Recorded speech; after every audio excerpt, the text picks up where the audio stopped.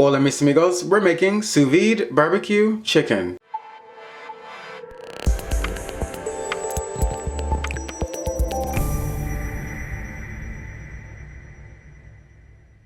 For today's video, we will be using this sous vide machine by KitchenBoss, and this is the model G320 version. And if you're not familiar with sous vide, basically it's cooking in a water bath. So you create a water bath in a huge vessel, like a pot, which I will be using. And the sous vide machine will keep the water temperature regulated at the set temperature so that you can place your vacuum sealed food right into the water bath and allow it to cook at that set temperature, allowing you to have perfectly cooked food every time because the temperature stays regulated and there are no fluctuations, so you don't have to worry about over or under cooking your food. So let's start by going ahead and opening this up and seeing what we have. Very nicely packed. So first here I see that we have a little storage bag. Seems to be made of a felt-like material, but it's obviously long enough to store the entire device.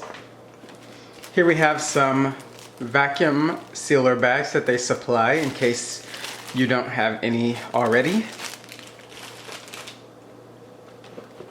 Here we have an instruction manual.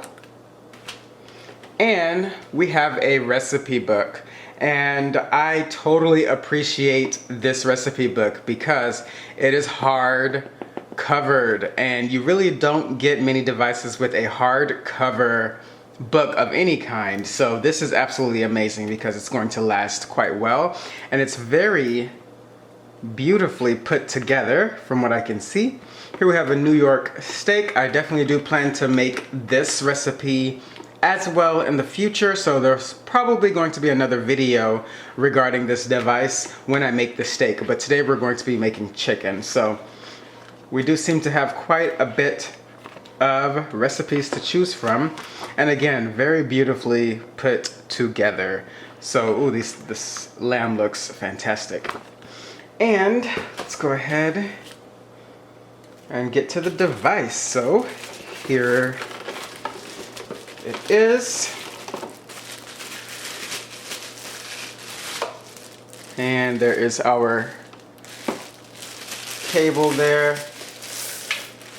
And here is the device. So again, this one is the G320 and the color is Space Silver.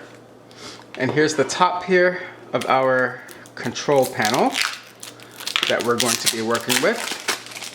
And everything has a color display, but we'll take a look at that later when we set everything up.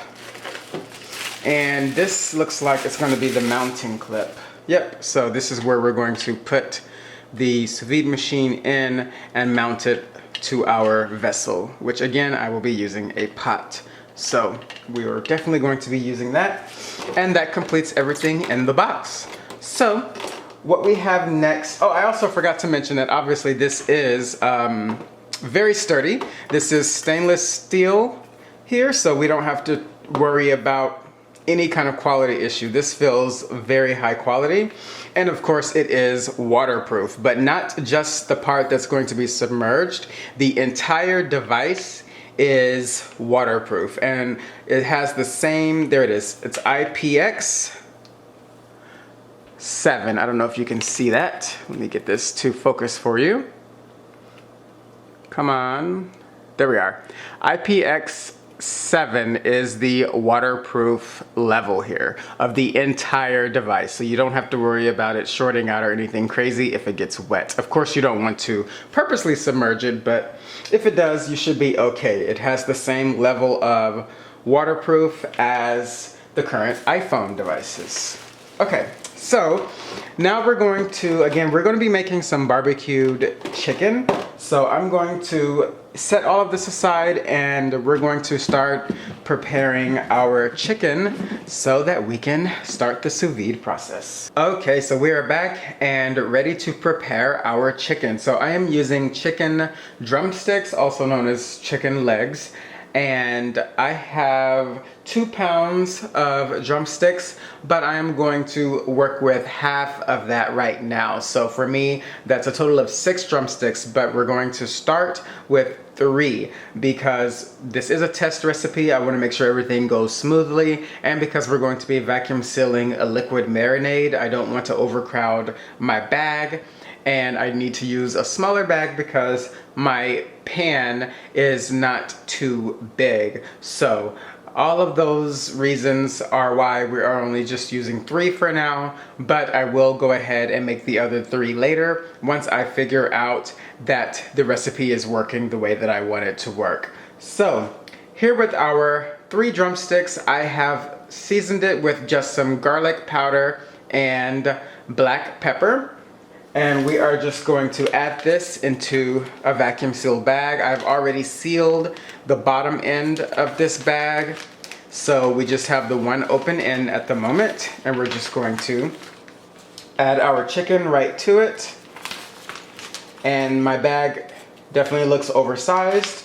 But again, that's because I am going to be vacuum sealing liquid and I was paranoid about sucking that liquid into my vacuum sealer machine, so I'm trying to make sure that we have plenty of room here. And to that, we're just going to add 1/2 of a cup of barbecue sauce. Now this is my very cherry barbecue sauce that I made a few years ago on the channel, and I'll link to that below. I don't remember if back then I used any liquid smoke in the recipe, but now I do. And this time around I put hickory liquid smoke. So I usually go between hickory and mesquite. So this one is going to be a hickory barbecue sauce, hickory barbecue chicken. So we're gonna add that in. So again, that is 1/2 cup. I would have used a whole cup if I had used all of my chicken.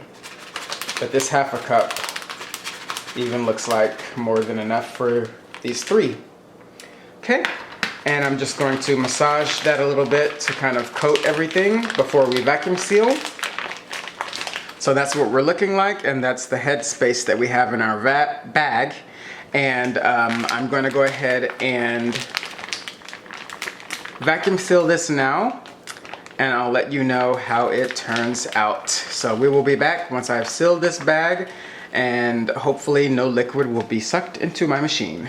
We are back, and I actually had no problem at all getting my chicken nice and vacuum sealed. My vacuum sealer has a moist setting, so you definitely want to use that setting for it, but mine specifically also has a marinate setting. So I set it to marinate, it sucked all the air out, and then I pressed manual seal to seal it off. And this is what we have. So this is perfect for the pot that I'm using. This is a, I believe, 7-quart pot. So it should be enough to get our machine in. So what we're going to do is we're gonna add the mounting bracket. And I also didn't show you before that you can actually remove this outer casing here. And there you can see that's your heating element. So that's how everything gets oscillated there. So I'm just gonna put that back. And it just twists right on, nice and sturdy. And we're going to add the mounting clip here. So I need to loosen it just by twisting this little top knob that pulls that back inside. So should just slide right in now. And just gonna tighten that right here so that it grabs the sous vide machine perfectly. And here you can see, and I've covered it now, but there's a minimum line and then there's a maximum, but I covered that, so I should have mounted this on the other side. But the point is, you want your water at least above here, and below the maximum line, which I'm not going to have that problem at all. So we can just sit it in like so, and I will be zooming you out later so that you can see what we're looking at on the screen. But I'm just trying to make sure that we get it nice and mounted first. So that is in, and that is touching the bottom of my pot. You don't have to do that, but again, I'm working with a smaller pot. So I want as much of the sous vide machine in the liquid as possible. And I'm just now tightening this to lock it in place. And looks like that is nice and sturdy. So next, what we're going to do is just take our, actually we're gonna preheat this. So let me zoom you into the control panel and then we will go from there. Okay, so sorry for the shaky camera work here, but this angle is really high, so I wanted to make sure that I can zoom in and show you what we're working with. And I did go ahead and read the instructions, and it does say that we can put the food in advance. So I did go ahead and add the vacuum sealed bag right into the pot. So, and I did go ahead and add some more water to raise the fill line just a little bit. And now we are prepared to go ahead and start the cooking here. So this definitely has quite a few presets. So the first one is here for New York steak, and it's for 129.2 degrees Fahrenheit. So we're just gonna maneuver over. There are quite a few presets as well as some custom ones that you can do. And since we are working with chicken, let's see if we have a chicken one. So that is lamb, egg and potato, salmon. I really love the colored screen that we have as well here. Scallops, mussels, lobster tail, shrimp, chicken breast. Oh, let's go back. Let's do that one.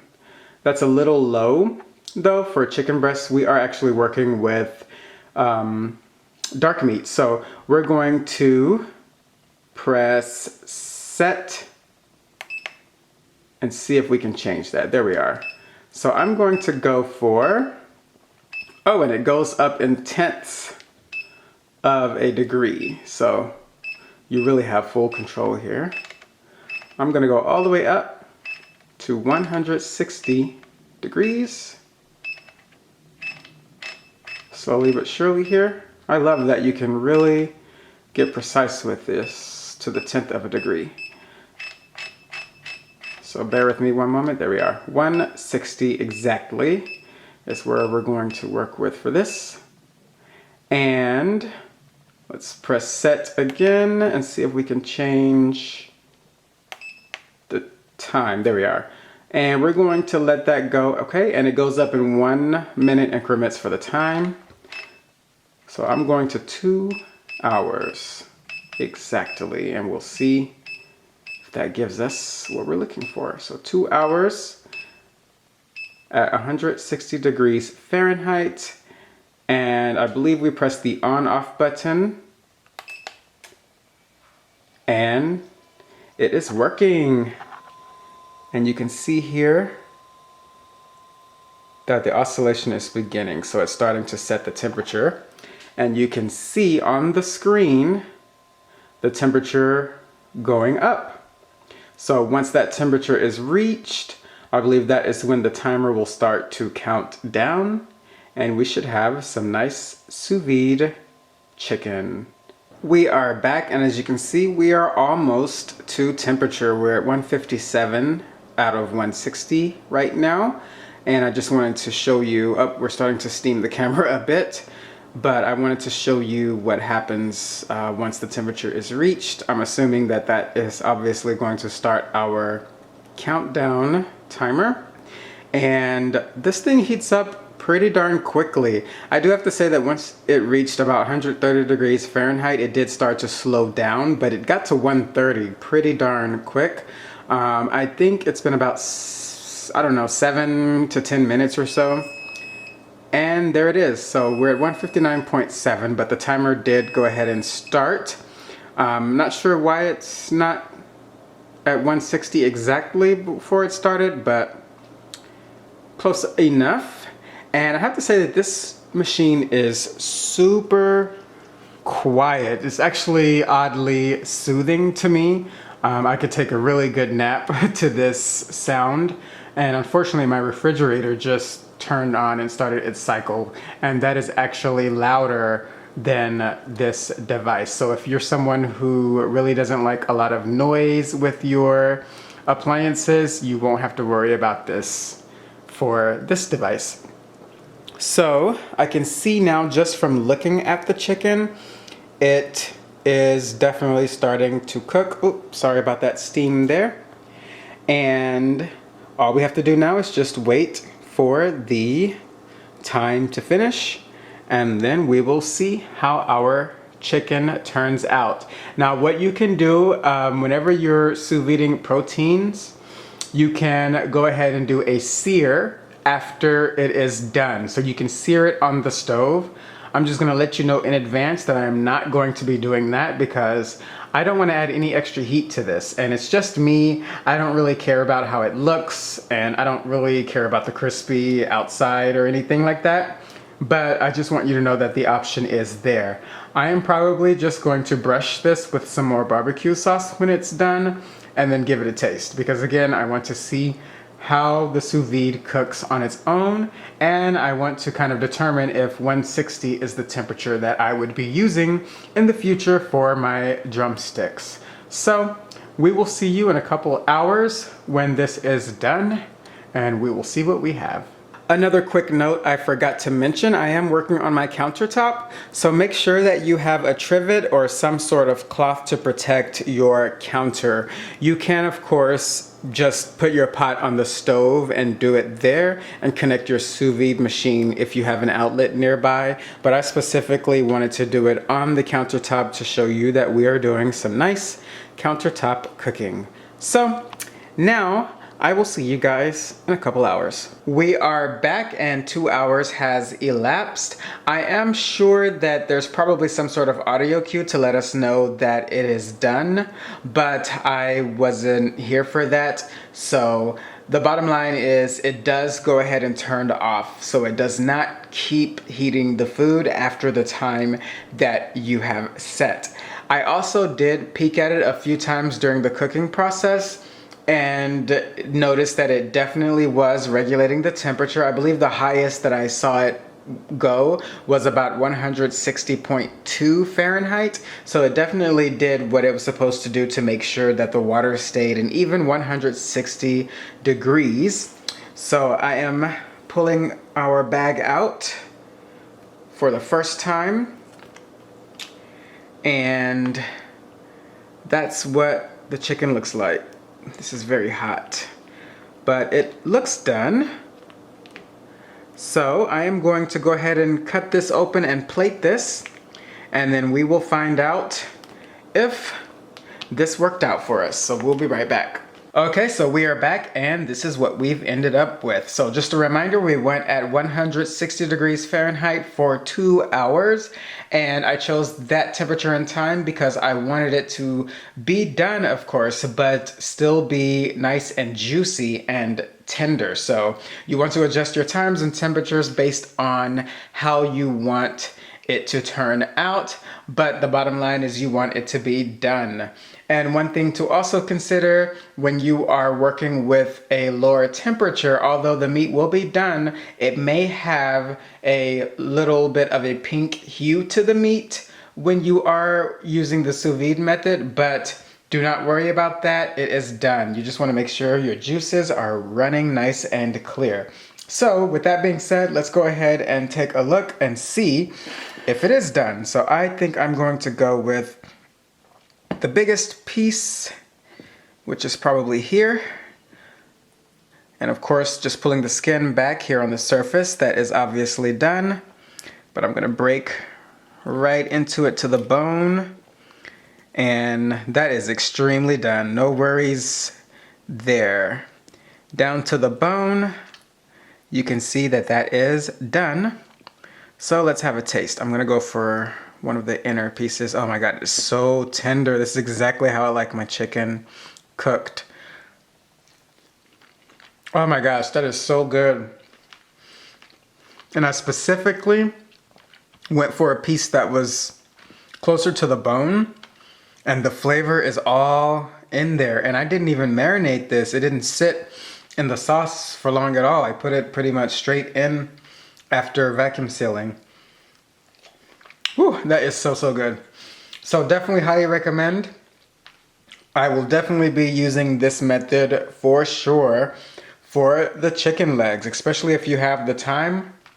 Why not? Because it's going to be absolutely perfect. I can't wait to throw some steaks in the machine, as well as I would love to temper some chocolate. I did see a sous vide video about tempering chocolate, so that's definitely something that I want to explore.